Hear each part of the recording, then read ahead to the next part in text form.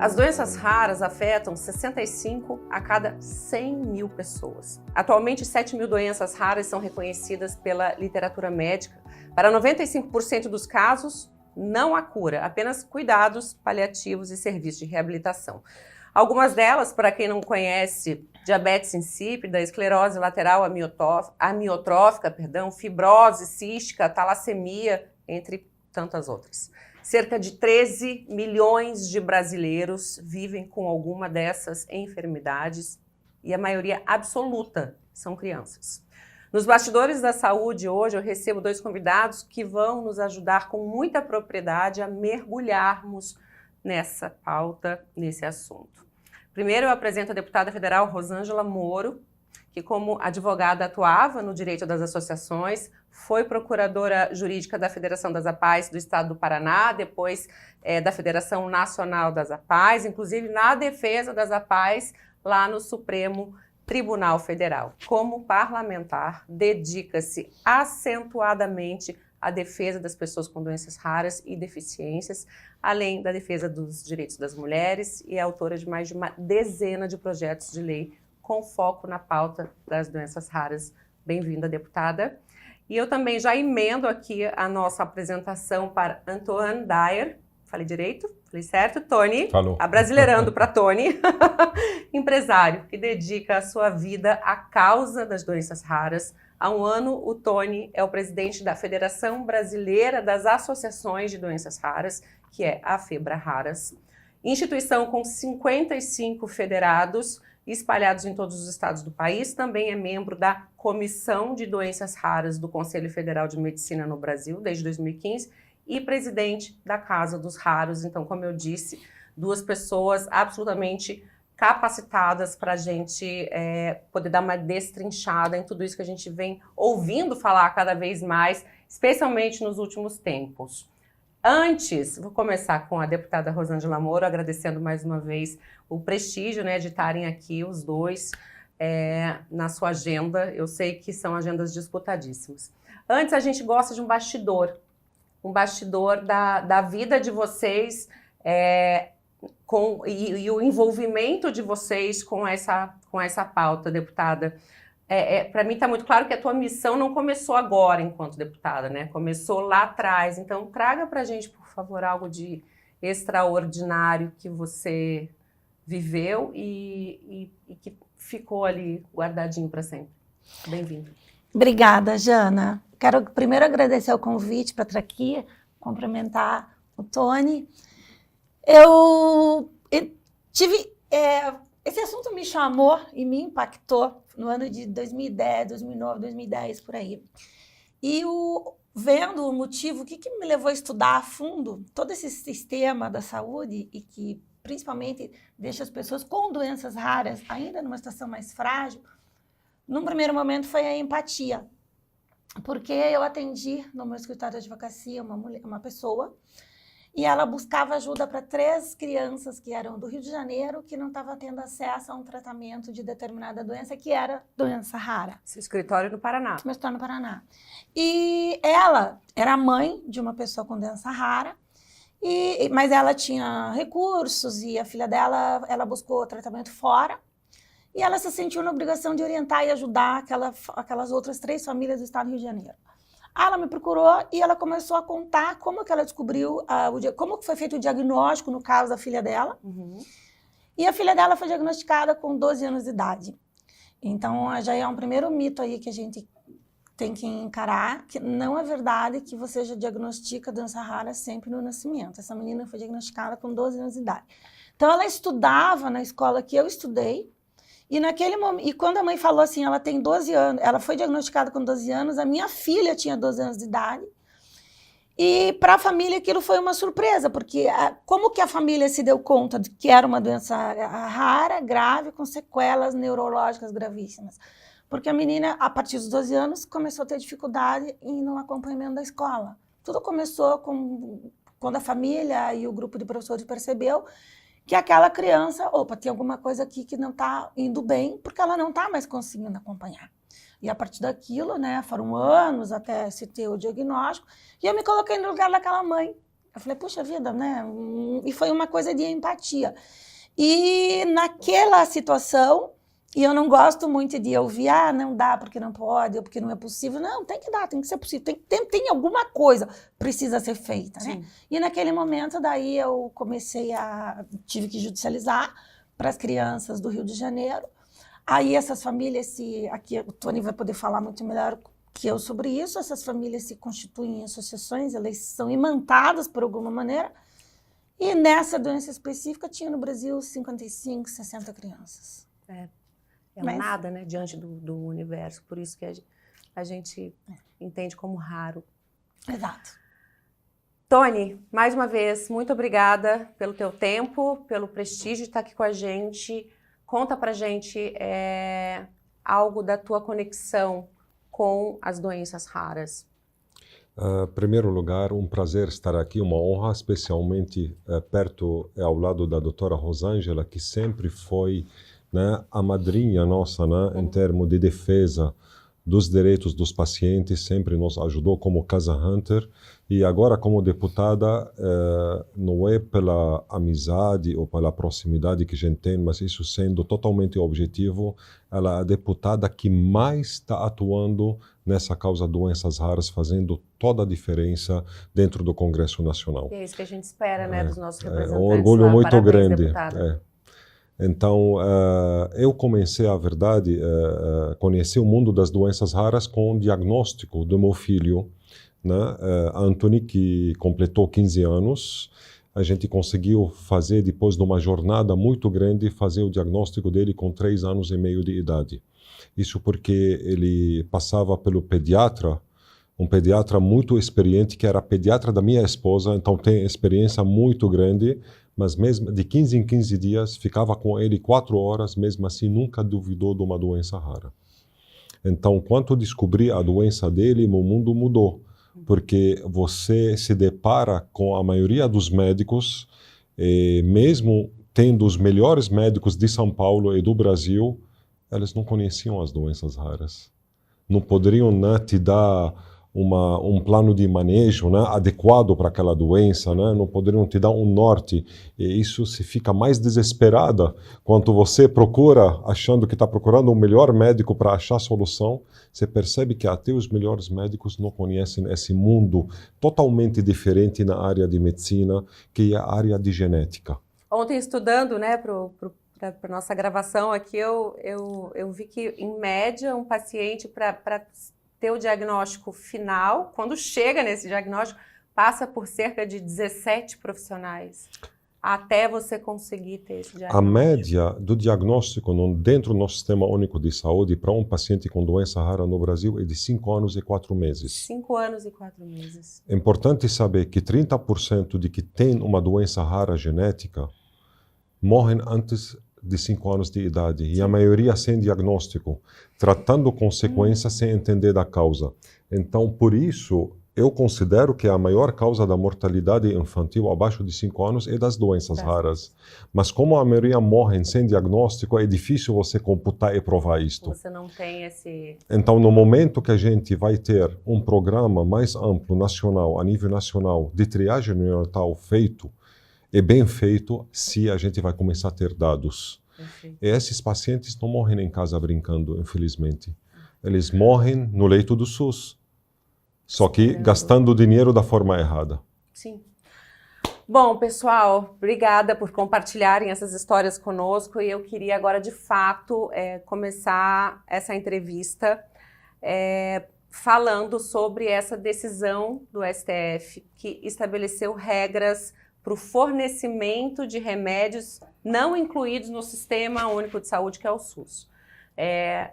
Me corrijam, por favor, se eu falar alguma bobagem aqui. Eu sei que vocês estão completamente dentro desse universo.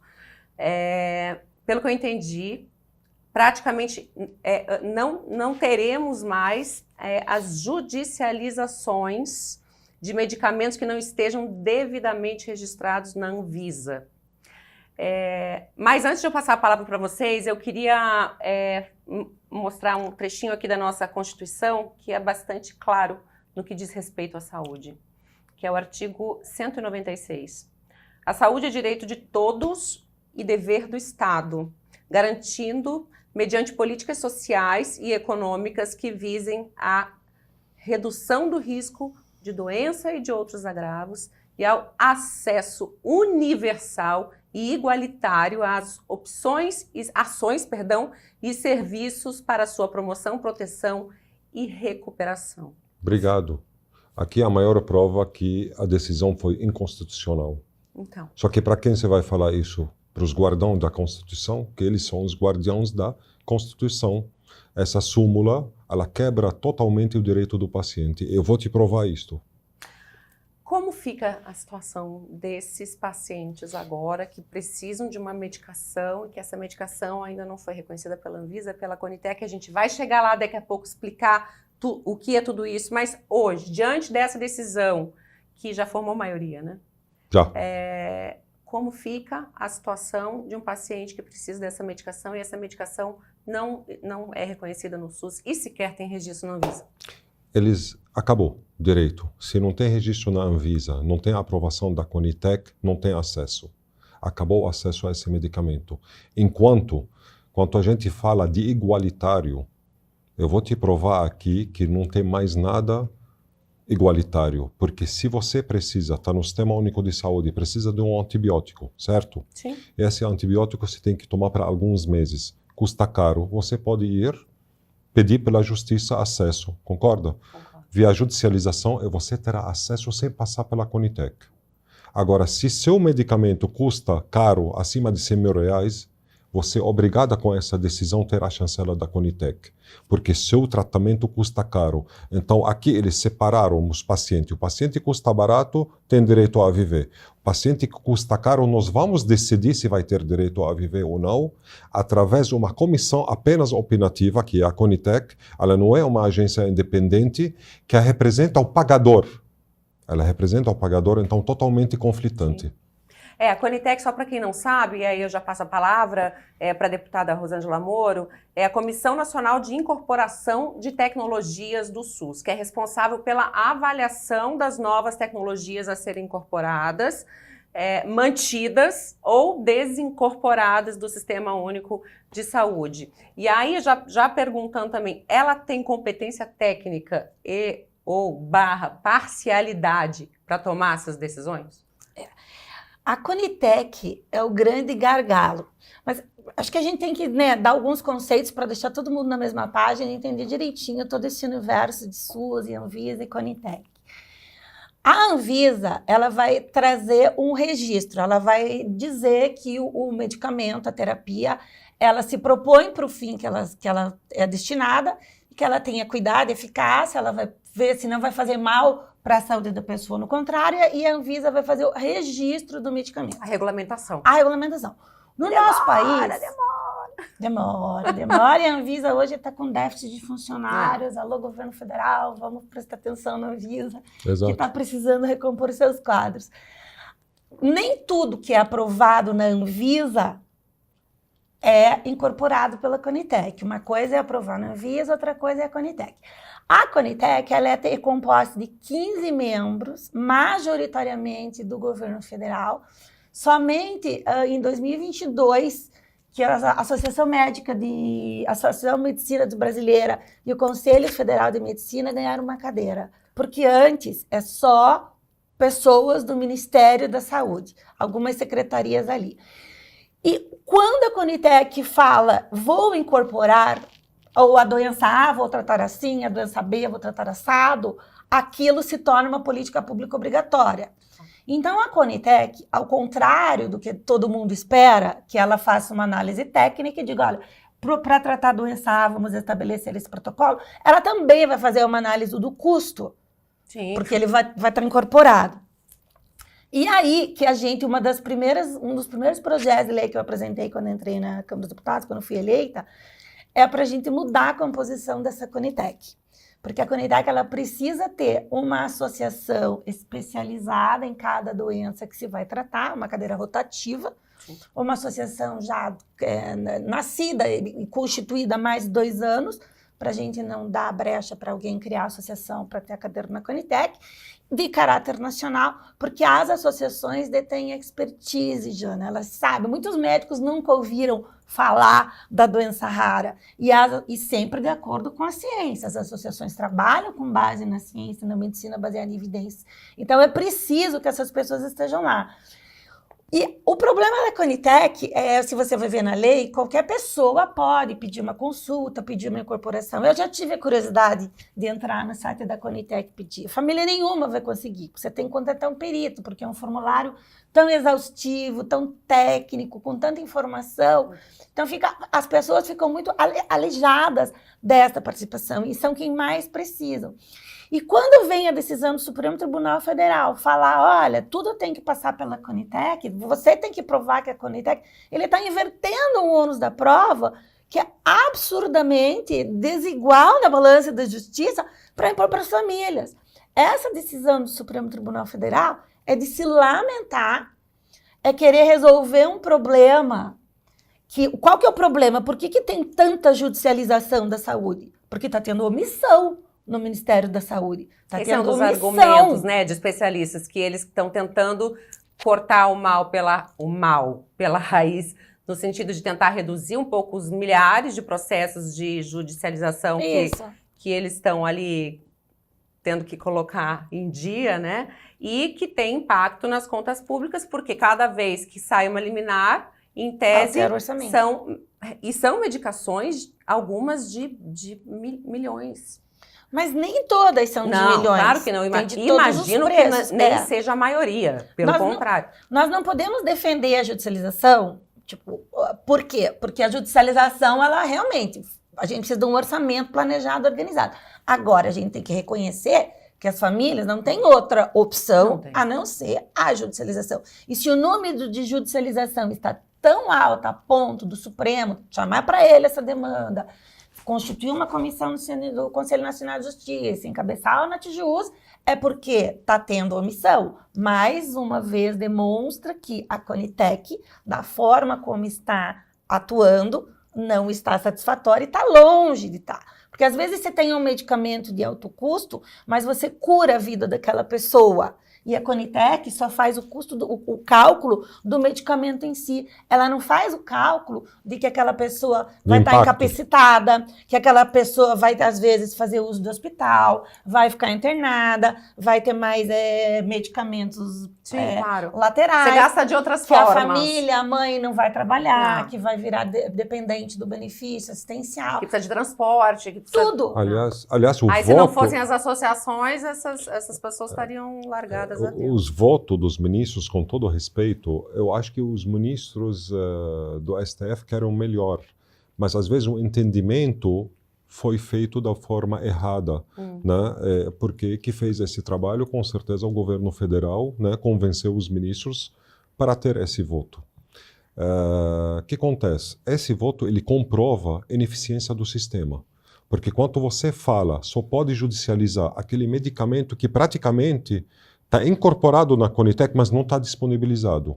Eu te dou exemplo. 2 anos atrás, em dezembro de 2022, por exemplo, foi incorporado o Zolgensma para a AMI tipo 1, atrofia muscular espinhal. Até o momento não foi pactuado. Milhares de outros medicamentos, doenças raras, foram incorporados e demoraram mais de 2, 3, 4 anos. As pessoas estão esperando, né? Então, o que o STF fala? Esse você pode judicializar, porque tem uma aceitação da Conitec. Mas a verdade, não deveria judicializar se tivesse uma gestão correta, gestão séria, transparente, eficiente. Não precisava judicializar aquilo que está incorporado. Não, e eles ainda exigem, está escrito lá, que o medicamento, no caso, os que poderiam ser judicializados, né, seja comprovado por estudos com aqueles com maior força de evidência científica, que no caso das doenças raras muito complicado. Quando você tem N pequeno de paciente, algumas doenças, você tem prevalência dela, menos de 10 pacientes no país.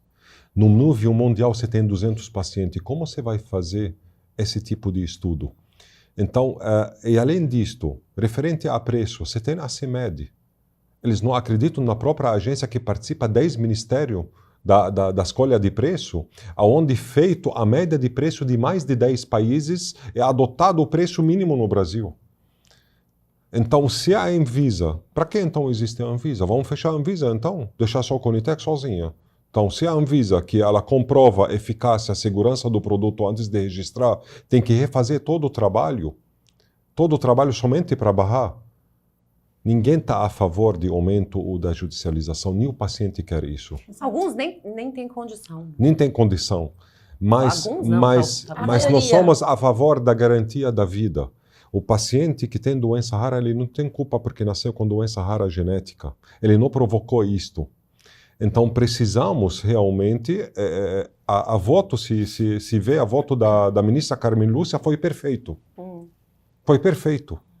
Que dá as garantias, que isso direito à saúde universal, dá direito para qualquer paciente ter acesso ao tratamento. Mas da forma que é feito hoje, cadê equidade? Cadê justiça? Isso, então, paciente que custa barato... por causa do paciente barato, aí é aquela coisa meio do jogar para a galera, né? Tipo, olha, a gente está fazendo isso, na verdade, é para haver uma equidade com o resto todo aí da sociedade que precisa do SUS. Mas como é que você vai fazer uma comparação dessas, né? Do paciente que precisa da medicação básica, ou daquela medicação acessível, que está lá na farmácia do pública também, do paciente que precisa de uma medicação que... isso não é equidade. Eles não querem enfrentar o problema. A verdade, o que está acontecendo no nosso país? A falha de gestão de todos os ministérios, de todos os ministros da saúde que chegaram lá no ministério, ninguém fez um plano correto para as doenças raras no país. A verdade é esta. Ninguém quis enfrentar. Eu te dou a maior prova. Na Casa dos Raros Porto Alegre, nós estamos atuando há 1 ano e 5 meses. 100% filantrópico, 100% gratuito, todos os pacientes atendidos. Eu não preciso atender todo mundo gratuito, posso atender 40% no privado. Sim. Mas mesmo assim, estou atendendo todo mundo gratuito. Eu tenho um convênio com o Rio Grande do Sul, com o Estado. Por que quero te passar isso? Primeiro, os pacientes que a gente recebeu via convênio estavam... Numa segunda-feira, 6 pacientes estavam na fila para primeiro especialista 4 anos e 6 meses, para primeiro atendimento. Nós estamos levantando dados agora, quanto custa esse paciente que está na fila há anos para ser a primeiro atendimento.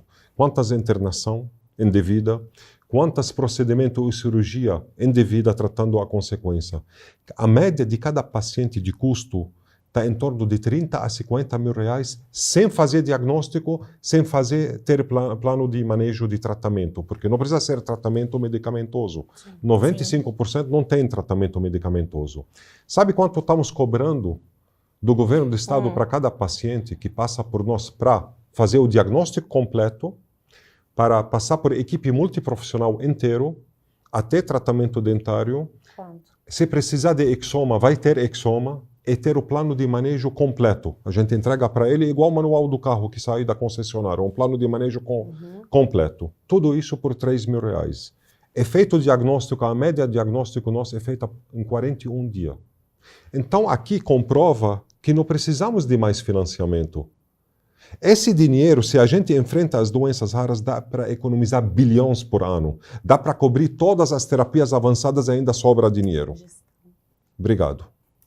E essa iniciativa vindo da Casa dos Raros, dessa equipe multidisciplinar, analisar num tempo menor, é crucial, porque a gente acelera o diagnóstico. Porque se você vai na atenção da saúde, no sistema público como ele está hoje, aqui é um privado atendendo o público gratuitamente. Sim. Mas se você vai num público que não tem essa capacitação, o diagnóstico se posterga.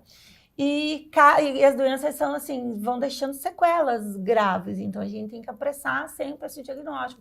E essa iniciativa da Casa dos Raros, quero acreditar que, inspirada no Day Hunter aqui de São Paulo, atende com essa equipe multidisciplinar e é um passo, sim, a minimizar, se não solucionar. Solucionar o problema de essas pessoas.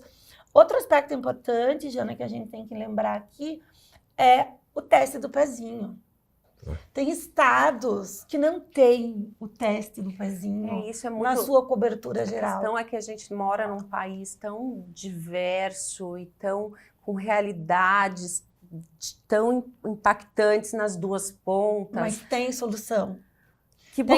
Tem solução.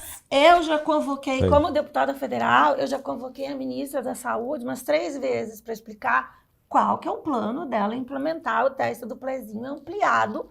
Eram 5 doenças, depois estendeu-se para 50 e... Quase 60 Quase doenças. 60 doenças e não foi implementado em lugar nenhum ainda. O projeto está aprovado há mais de 2 anos, há 3 anos quase, e até agora nada.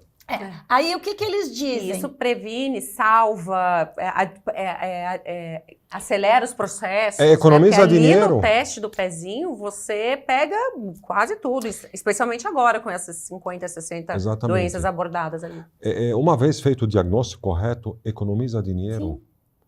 Quanto você demora, além de gastar dinheiro de forma errada, perde qualidade o paciente e a família inteira também. O impacto é muito grande.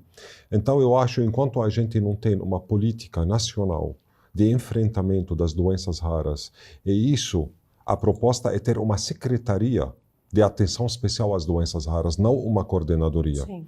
Uma secretaria para ter um plano nacional com orçamento. E depois que a gente ter orçamento e a gente coloca a mão na massa, depois a gente vê se precisamos de mais financiamento. Sim.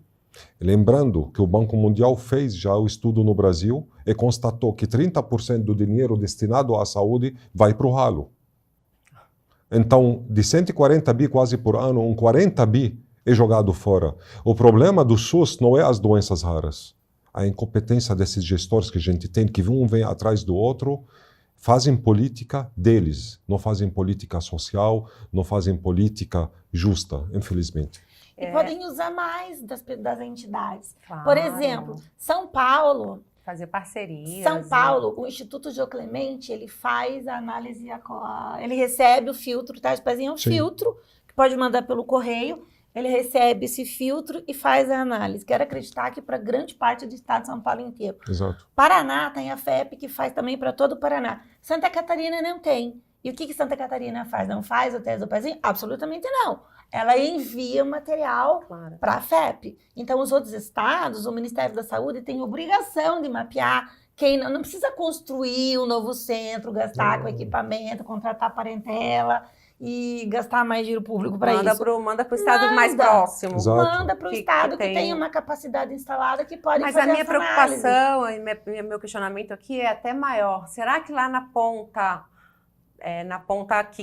que carece de estrutura, na ponta do bebezinho que nasceu e mal a mãe tem condição de botar uma fralda na criança porque não tem recurso, nessa ponta, existe uma garantia de que esses testes são feitos? Porque eu não sei como funciona no hospital público. Eu tive bebê 3 anos atrás. O teste do pezinho hoje já não é mais aquele que você faz dentro do hospital, né? O teste do pezinho da minha filha a gente fez em casa. Como é que funciona nessa outra ponta? Funciona de verdade? Fazem o teste do pezinho em absolutamente todas as crianças que nascem? Será que não tem pai e mãe sem informação que acabam não levando? Falhas tem sempre, claro. Tem falhas. Tem falhas. A cidade, veja, o Brasil é muito diverso. Tem cidades mais desenvolvidas e cidades menos desenvolvidas. Tem cidades que para chegar você tem que pegar um barco. Exato. Então a gente não pode achar que está todo mundo com o mesmo conhecimento. Exato. Que é importante e indispensável fazer. O profissional de saúde tem por obrigação fazer a coleta, examinar em tempo hábil e mais, fazer a busca ativa e ir atrás daquela família para oferecer os caminhos e ampliar ali a minimização de danos. Exato, por isso a ideia, em vez de criar mais elefantes brancos, que são mais hospitais, unidade básica de saúde à toa, capacita aquilo que você tem, fiscaliza aquilo que você tem para ter um funcionamento melhor, otimizar o atendimento desses pacientes e trazer qualidade para aquilo que tem. Sim. Hoje, o que acontece em toda a propaganda política? Fizemos mais X unidade básica de saúde. Para que ela serve? Só vê a fila aumentando. Só vê a fila aumentando e para dar vazão. O que eles fazem na unidade? Dá vazão para o paciente. A gente está no Outubro Rosa agora e é isso, assim... A gente vê todo mundo agora vestindo rosa, falando a importância do exame da mama, do autoexame, da mamografia anual. Mas e as filas? Porque eu tenho condição, graças a Deus, de ir lá fazer pelo plano. E quem não tem o plano? As filas são... Fica nessa fila isso vira um efeito dominó, porque se ela espera 1 ano para fazer uma mamografia, quando ela fizer, se tiver com um câncer, já evoluiu. e aí você não consegue pegar o negócio ali no começo, enfim. A saúde tem pressa, não é certo ficar esperando por essas filas.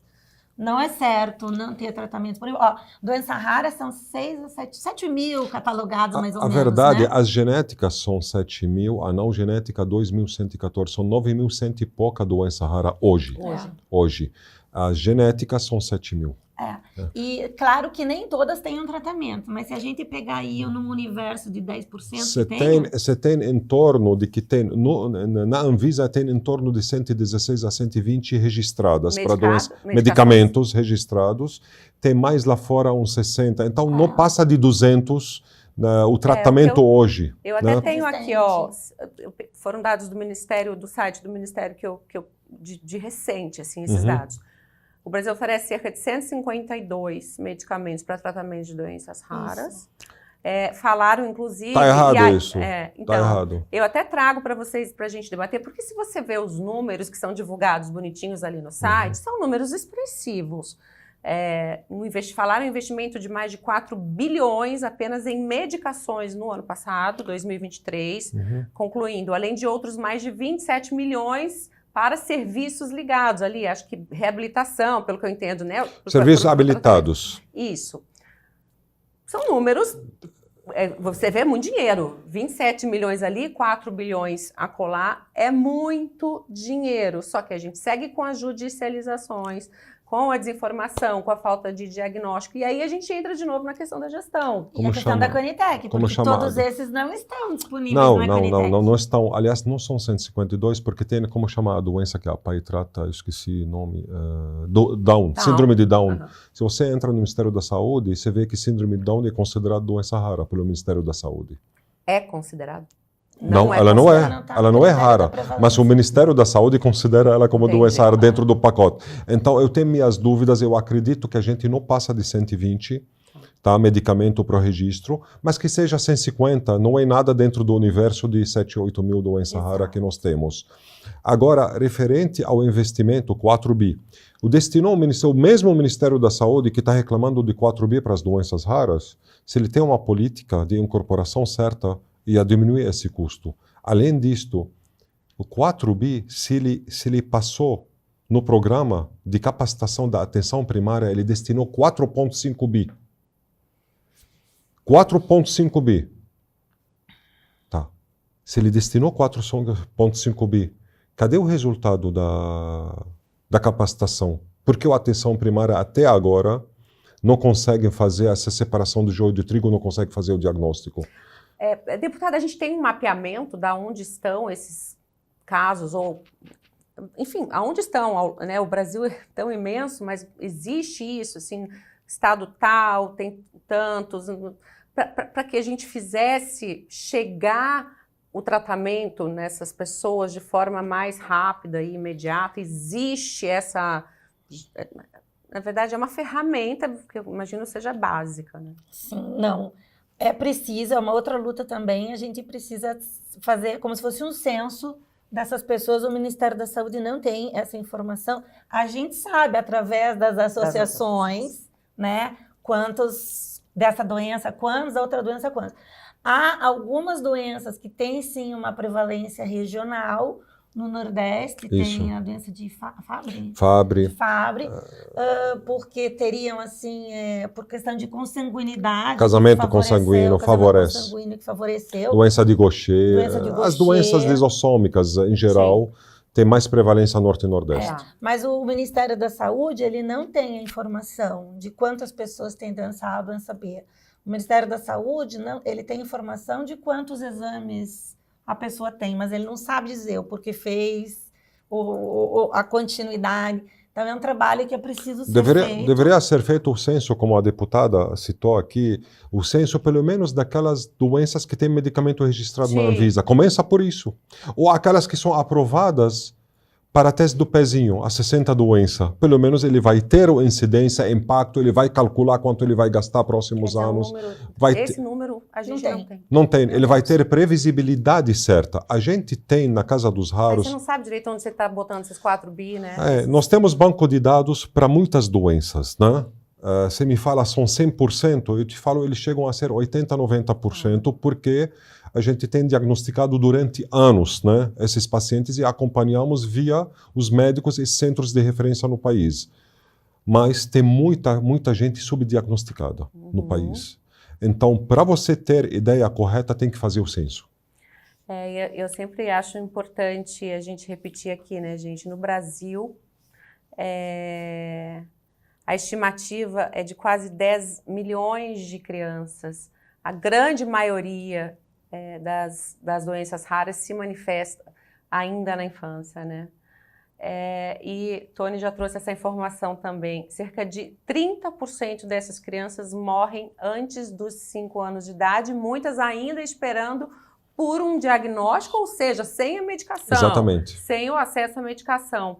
E aí, essas famílias, elas ficam o quê? No paliativo. No paliativo. Né? Ali numa reabilitação. E aí às vezes nem isso. Nem isso. Na fila. Para o paliativo. Infelizmente, no hospital público, esperando, eu posso te contar aqui o que acontece, na realidade. Qualquer paciente que tem suspeita de doenças raras, ele entra numa fila. Tá. Essa fila é um mínimo de 1 ano e meio a 2 anos para ser atendido. Isso eu estou sendo otimista. Tem uns que ficam 5 anos. A média, 1 ano e meio a 2. Ele chega na geneticista, tá? Vamos dizer, teve sorte que chegou numa geneticista. A geneticista, ela não consegue ficar com esse paciente no hospital público mais que 2 horas, porque ele tem outros. Claro. E 2 horas é pouco com esses pacientes. Entender toda a história para poder diagnosticar é um desafio. Ela vai pedir série de exames para serem feitos, né? É para depois ele voltar para ela fazer o diagnóstico. Vai agendar os exames. A nossa superintendente na Casa dos Raros, ela é geneticista do HCPA. Um paciente chega até ela, ela vai remarcar o retorno para poder ter certeza que ele tem e fazer o diagnóstico. O mínimo, 1 ano depois, o retorno. Então, ele esperou 2 anos, mas 1 ano depois, se ele teve sorte, se tem sorte, em 3 anos ele faz diagnóstico. A AMI mata antes de 2 anos de idade, por exemplo. Então, nós estamos numa situação lamentável. E no que diz respeito, deputada, à estrutura de reabilitação? Aí vamos sair um pouco da parte de medicação, entrar em estrutura de reabilitação, né? Para que o prognóstico seja um pouco melhor, né, da vida dessas crianças. Vamos botar aqui no recorte das crianças. Qual é a realidade hoje do Brasil em relação à reabilitação? Não, é igualmente sofrida, porque o Sistema Único, aí ele se vale na reabilitação do campo da assistência social. E ele se vale das entidades também, e ele remunera muito mal o atendimento dessas entidades. Então, a conta igualmente não fecha. Eu queria voltar um pouquinho, Jana, porque essa capacitação da atenção básica da saúde é de extrema importância. O Ministério da Saúde tem que capacitar cada vez mais os profissionais da porta de entrada da saúde. E ele pode ter um instrumento legal se valendo de entidades tipo as aqui que o Tony representa e todas as integrantes da FEBRARAS e tal. É importante ter nos cursos, qualquer curso de saúde, os técnicos e até a Universidade de Medicina, precisa ter uma cadeira que fale de doença rara. Precisa ter. O MEC tem que entender e quebrar essa resistência de mudar o curso de medicina. Precisa ter. Ah, mas não vamos estudar 7.000 doenças raras na faculdade. Obviamente que não. Mas essa linha geral, o fato de saber que existe uma doença rara é importante. Precisamos pensar e incentivar a carreira dos geneticistas. Exato. Quantos geneticistas você acha que a gente tem no país? Eu, por exemplo, conheço muitos médicos, inclusive sou filha de médico, então por isso, né? Sim. Mas eu não conheço nenhum geneticista. 400, não 340. 400. Não tem um por município. Olha, não tem um por município. E a maioria é sul-sudeste. A maioria é sul-sudeste. Esse é o problema, porque temos muito pouco no norte e nordeste também. Exato. Então, veja, são atitudes, até aqui, ó, onera o orçamento? Não. Dá para fazer? Dá para fazer. Agora, que ela falou da reabilitação, se me permite, claro, aonde está o gargalo? Falta de linha de cuidado, estabelecer linha de cuidado para as doenças raras. Muitas vezes, para fibrose cística, como está no teste do pezinho, tem um protocolo, o paciente de fibrose cística ele tem direito a uma fisioterapia, por exemplo. Mas o paciente que tem mucopolissacaridose, que é muito mais grave de fibrose cística, não tem esse direito. Porque não foi estabelecido um protocolo linha de cuidado, né, da Secretaria ou do Ministério da Saúde. Muitos medicamentos, onde está a falha da Conitec? A Conitec incorporou bastante medicamento para as doenças raras após 2017, mas a maioria incorporado não tem PCDT, não tem protocolos e diretrizes terapêuticas. Então, como eu vou fazer a reabilitação desse paciente se não existe uma linha de cuidado certa para seguir? Novamente a gente volta para a Conitec.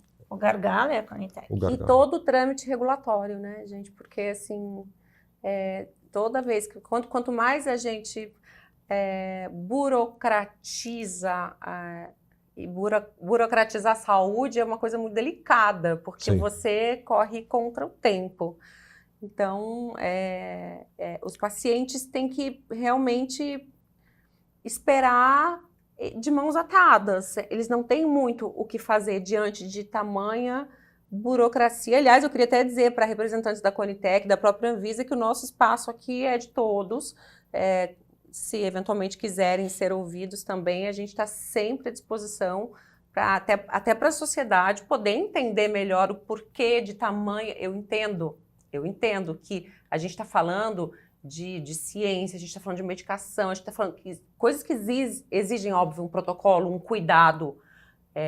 A responsabilidade é muito grande, mas você levar, às vezes, 1, 2 anos para registrar uma medicação e o paciente está em casa esperando para receber. Tem histórias de judicialização que conseguiram eliminar, mas não receberam a medicação ainda. Sim, a história é para muitas histórias. Mas o fato é que é importante deixar muito claro, nós, claro, defendemos a ciência, sempre defendemos a ciência, né?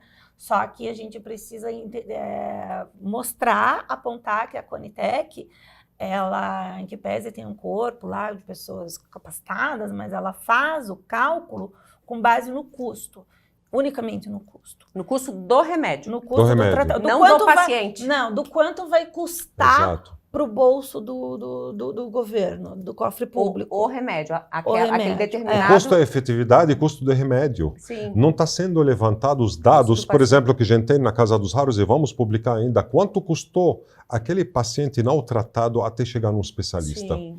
E quanto custa o impacto daquela doença na família. A mãe deixa de trabalhar, de contribuir. Muitas deixam a tudo que família envolve no interior e vão ter que ir para uma cidade maior, para dentro de uma associação que vai acolhê-la com a criança. Né? Agora, seja falada a verdade sempre, nós temos que admitir e agradecer que a Anvisa ela deu um salto muito importante. Desde 2017, fazendo as resoluções de Fast Track para as doenças raras, a 204, 205, depois para as terapias avançadas, 260, 338, que falta hoje na Anvisa aumentar a equipe do funcionário, mas que eles estão trabalhando ao nível internacional. A Anvisa hoje faz parte do ICH, dos grupos de agências mais respeitadas do mundo. Então, nós temos uma agência, uma área reguladora que chegou a ser primeiro mundo, enquanto nós não temos um acesso democrático, uma agência de incorporação. Nós precisamos ter uma agência. Já que o Ministério da Saúde fala tanto do NICE, ele se refere a tudo que eles fazem no NICE, então por que não monta também uma agência tipo NICE aqui? Ser democrático nesse sentido. E não adianta eu ter Fast Track na Anvisa se não tem Fast Track na Conitec também do mesmo jeito. Então, se tem a prioridade ali, não vai servir nada se não tem na ponta também prioridade para esses pacientes. Seria uma agência independente. Exatamente. Com o mandato do presidente para não sofrer... Igual a Anvisa. Igual a Anvisa. Igual ao Banco Central. Igual ao Banco Central. Inclusive troca. Inclusive, nós queremos, ninguém aqui está falando tem que dar tudo para todos. Nós queremos discutir as terapias avançadas, nós queremos colocar regras para tudo, ajudar eles, porque para mim interessa não é apenas meu filho ter medicamento agora e não ter medicamento para o resto da vida.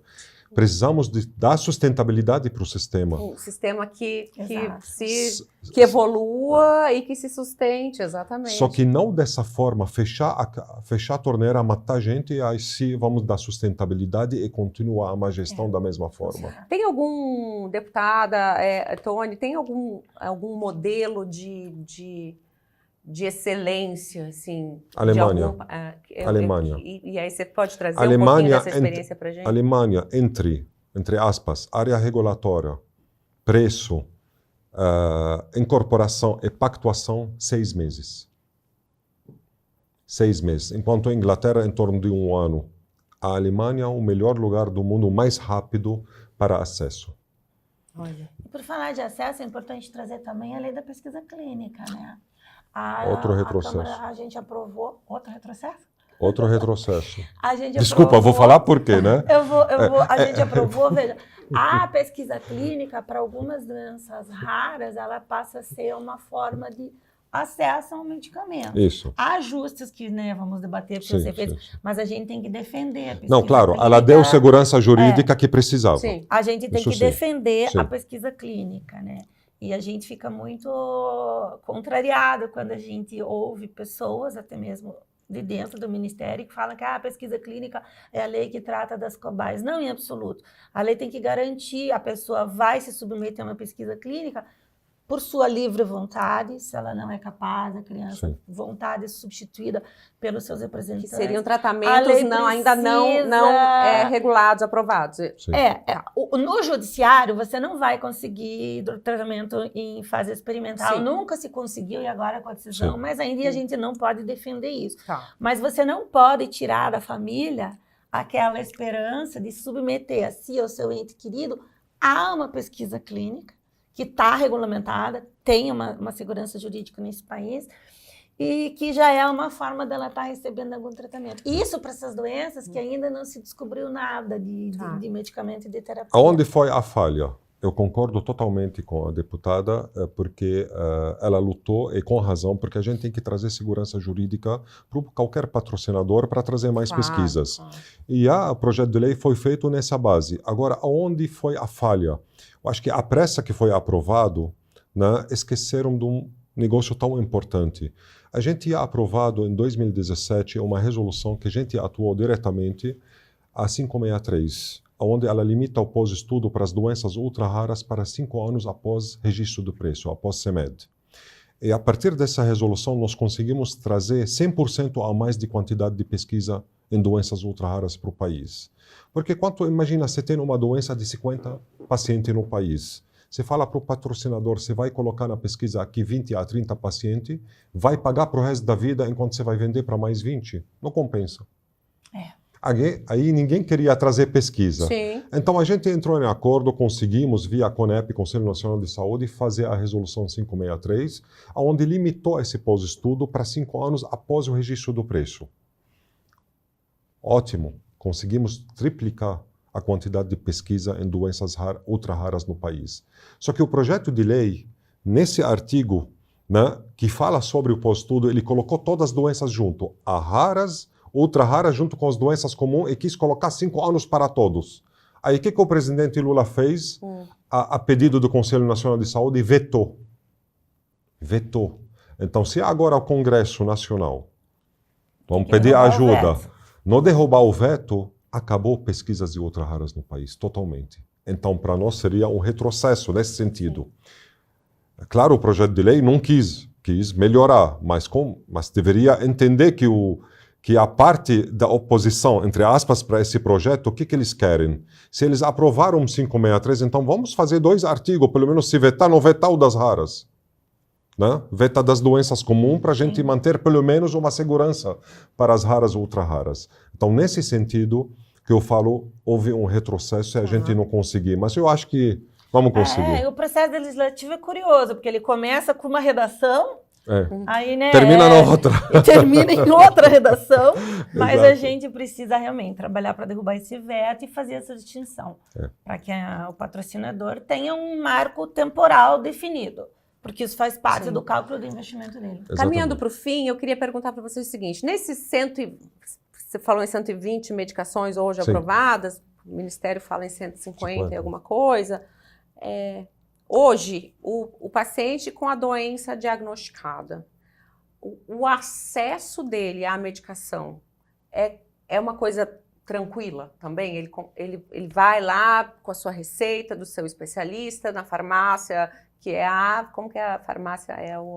O farmácia popular, você A está falando? farmácia, né, na farmácia, não, O do são na SUS. farmácia. Secretaria de Saúde, às vezes. Não, se está incorporado o medicamento, tem que fazer todos os relatórios, ver a exigência e procurar a Secretaria de Saúde do estado dele para poder receber medicamento. Tá. Tá. E aí, e isso não é garantia de que ele vai chegar lá na farmácia popular, vamos falar Não, assim, não. e não. o remédio não vai é estar lá. garantia. Não é garantia. porque Muitas vezes não está disponível. muitas Até que vezes está não tem. incorporado, pactuado, está em falta.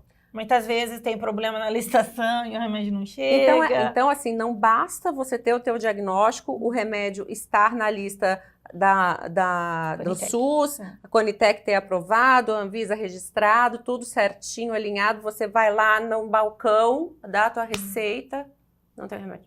Não tem remédio. Acontece. Mas isso o Supremo... Mas acontece muito ou é pontual?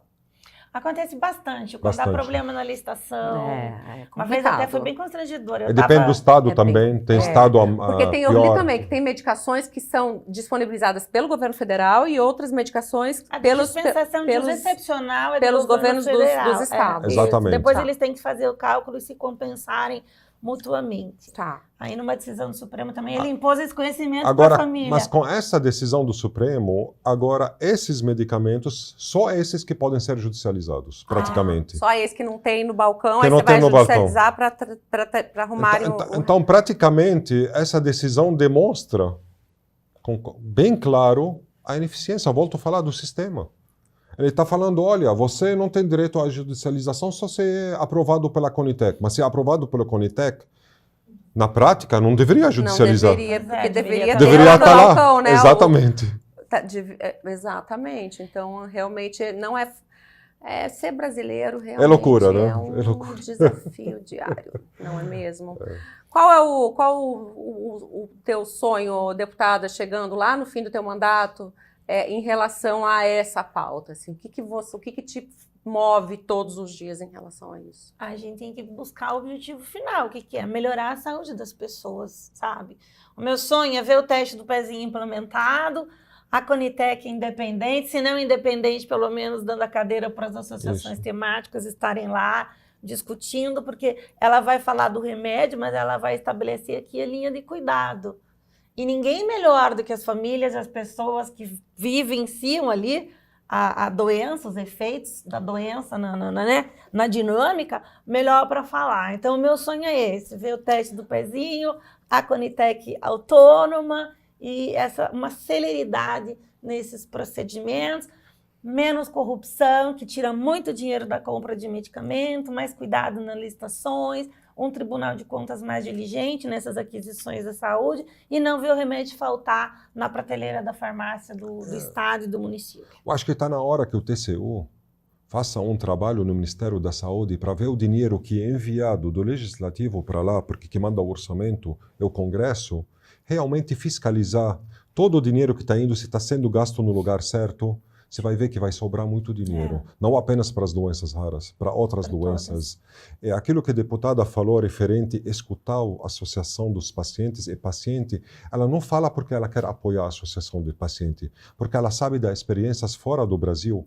A agência mais famosa do mundo, FDA, você conhece, né? FDA, de 2 anos para cá, tomou a decisão de incluir as famílias e os pacientes na tomada de decisão, seja para registro de medicamentos, seja para anuência em pesquisa clínica. Isso é humanizar o processo. Não apenas humanizar, entender E melhor na trazer ponta. E se apropriar Você da humaniza, informação. exatamente. Você traz para dentro de um processo, em tese, Exatamente. burocrático, a coisa pulsante Exatamente. que é o Porque é paciente muito e sua difícil família. entender realmente a jornada do paciente, muito difícil, só quem vive. Então, o que a gente está pedindo aqui, só fazer aquilo que dê certo, né? Ver os países de primeiro mundo, a experiência deles, e copiar da forma correta para a gente tentar economizar dinheiro e gastar certo. É isso que nós E o que queremos. te move todo dia? O amor que eu tenho, não apenas pelo meu filho, para todas as crianças que a gente atende todo dia. Eu não consigo mais parar e pensar um pouco que esse paciente vai perder o tratamento, e se perder tratamento, ele não vai poder trocar. Não estamos falando de diabetes de pressão alta, que tem milhares de tratamento barato. Estamos falando de únicos medicamentos que podem salvar a vida. Se eu tiro esse direito desses pacientes, eu vou ter muita gente morrendo e isso me deixa muito assustado e desesperado.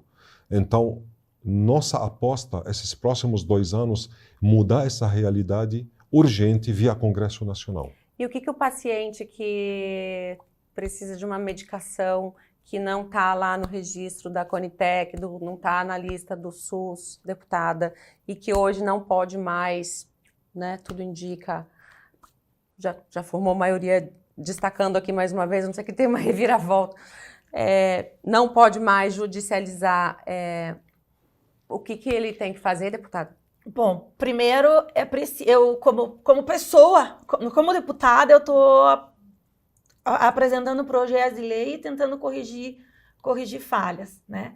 Agora nós vamos pegar essa decisão suprema e passar pela assessoria técnica e ver o que pode ser feito para minimizar isso em projetos de lei. Como pessoa, eu falo, procurem as associações. O primeiro caminho, né, é você procurar as associações. Isso se você está com o teu diagnóstico. Agora, é claro, ninguém quer aqui incentivar ninguém a judicializar. Agora, se a decisão do Supremo foi essa e lamenta-se, há também um outro artigo da Constituição que diz que ninguém pode ser retirado do direito de ação. Então, há ainda um caminho, mas não é o melhor caminho, porque a pessoa precisa ter acesso a advogado, precisa ter acesso a um bom advogado, para elaborar uma excelente tese, para ir buscar. Aí o judiciário, como vê a súmula vinculante, o judiciário já vai ficar mais retraído em dar uma decisão.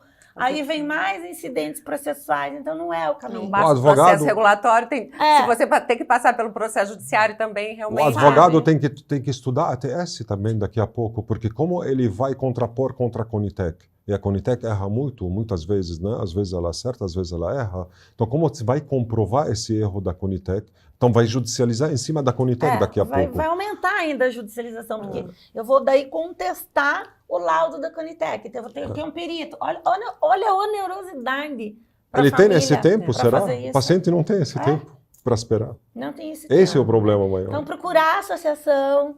Lá no Congresso a gente está apresentando projetos. Tem um muito interessante que a gente apresentou também, Jana, que para o câncer, uma vez diagnosticado, você tem que começar em 60 dias o tratamento. A gente falou sobre isso. Ouvindo das associações aqui, da Febraharas e do Tony, a gente pegou aquela ideia daquele projeto e apresentou para dentro da sociedade. Se está na Visa e na Conitec, não tem por que esperar mais do que 60 o remédio na farmácia também. Mas aí já é mais um... milagres podem acontecer. Já é mais uma camada de proteção. E aí eu fico aqui questionando, porque quando a gente é mãe também, né, pai também... É angustiante. Angustiante. É muito... Desesperador. São muitos entraves, infelizmente. Desesperador. Eu vou te falar uma coisa, a situação muito ruim. Eu não posso ser otimista hoje na situação que a gente está. Não. Nós vamos viver, infelizmente, talvez meses, talvez anos sombrios. Muito. Nós vamos, infelizmente, ver muita gente degenerando, muita gente morrendo e ninguém vai poder fazer nada. A gente precisa urgente, nós vamos ver qual é o caminho, o Ministério Público Federal, qual é o caminho, o TCU, qual é o caminho, Congresso, todos os caminhos possível e impossível para a gente mudar essa realidade. A gente sabe que o número de doenças raras é um número grande hoje. As medicações que temos disponíveis no SUS para doenças raras, elas abrangem que percentual dessas doenças conhecidas? 30%. É muito pouco. É muito pouco. Aquelas registradas na Anvisa, não passa de 30%. Sim. Também por isso muita judicialização. Exatamente. Realmente fica muito mas é muita judicialização porque não é porque não está registrado que o medicamento não é bom. Sim. E não é porque não foi protocolizado pela Conitec que não se presta. E tem uma outra questão, né? Você, às vezes, você já tem um tratamento que está lá, a medicação aprovada no SUS, mas chega uma terapia mais avançada. E aí nada de atualização. Uma substituição dessa medicação? Não é feita dessa forma. É todo o processo de novo. Entendi. É complicado, isso é muito complicado. É um processo... Então, isso precisa mudar para aproveitar das novas tecnologias, tem que ser rápido. Claro. Para isso, você precisa construir um ecossistema, você tem que ter uma secretaria de atenção especial, tem que ter centros não apenas habilitados para receber e não fazer o trabalho da forma que tem que ser feito, centros adequados, né, que fazem com celeridade, com plano correto, que trazem eficiência, trazem sustentabilidade para o sistema.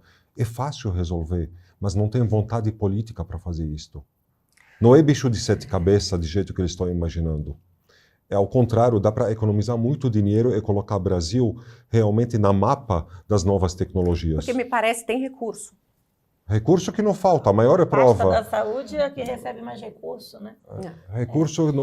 E a gente está lá no Congresso, atuante, vigilante, convocamos a ministra, pedimos explicações, estamos cobrando as contas e não podemos descuidar. Tem que estar sempre exercendo, né, como legisladora, esse papel de cobrar do gestor e o papel de apresentar projetos. Eu não lembro, antes de ontem, saiu no jornal, não lembro qual jornal, teve emendas PIX agora para ser pagas antes da eleição municipal de mais de 8 bi, né? Não foi? Mais de 8 bi. Eu não vou confirmar porque eu não posso, eu não vi. Então mais ou menos eu vi isso, mas pode procurar, você vai ver. Então, dinheiro não falta. Não falta. Dinheiro não falta. E aí, eu queria perguntar para vocês o que vocês estão vendo essa caixinha aqui, é a nossa caixinha de primeiros socorros, tá? É a caixinha de primeiros socorros do Brasil, da saúde no Brasil. Legal. E aí, ali, Tony, por gentileza, tem aquele receituário com uma caneta, e eu vou pedir para cada um de vocês pegar não precisa nem se identificar, só, assim, uma palavra, uma frase. Qual a grande emergência do Brasil hoje no que diz respeito à saúde? Okay. E a gente só no fim da temporada vai abrir a caixinha para ler o que os nossos convidados estão colocando ali. Quem sabe a gente não tem um diagnóstico. Exato. Não é? Eu queria mais uma vez, bom, primeiro, lembrando, vamos divulgar aqui @FebraRaras e Casa Hunter. Casa Hunter. Casa Hunter. É Casa dos Raros. E Casa dos Raros. @FebraRaras, @Casa Hunter e @Casa dos Raros. Isso, Tony. E a nossa deputada, @Rosângela Moro. Rosângela Moro. Com S, Rosângela, né? E também tem o site da deputada com todas as informações, os projetos de lei que estão sendo... Na página da Câmara dos Deputados, toda a minha atuação como parlamentar, no portal da transparência, a destinação das emendas, todas para a saúde aqui de São Paulo, acompanhar pelas redes e, às vezes, mandar sugestão também. Claro, são perfeito. sempre bem-vindas. É isso, especialmente quem votou, né? Tem que chegar lá e conversar com o seu representante lá no Congresso. Aqui o voto valeu muito. Para cada cidadão de verdade. A gente tem que clonar a deputada, né? Para ter vários que realmente honram no voto e trabalham 24 horas em prol da causa. Dá para ver um brilhinho no olhar mesmo. Não, de quem está Ela faz com muito amor. Faz com muito amor. Isso é muito legal. Não tem nada melhor do que brilho no olhar. Exato. Você vê que seu trabalho causa brilho no olhar da outra pessoa, da outra família. Esse é o verdadeiro pagamento. É verdade, deputada. E eu queria mais uma vez agradecer o tempo de vocês, a agenda, a disponibilidade para a gente que está começando um projeto. Faz muita diferença ter pessoas de tanta relevância aqui conosco e que têm profundo conhecimento da causa. E dizer que o espaço é sempre aberto para vocês, para o que vocês precisarem, tá bom? Muito obrigado. Muito obrigada mais uma vez. E, por favor, a receita de vocês na caixinha. Obrigada. Obrigada. Muito obrigada mesmo.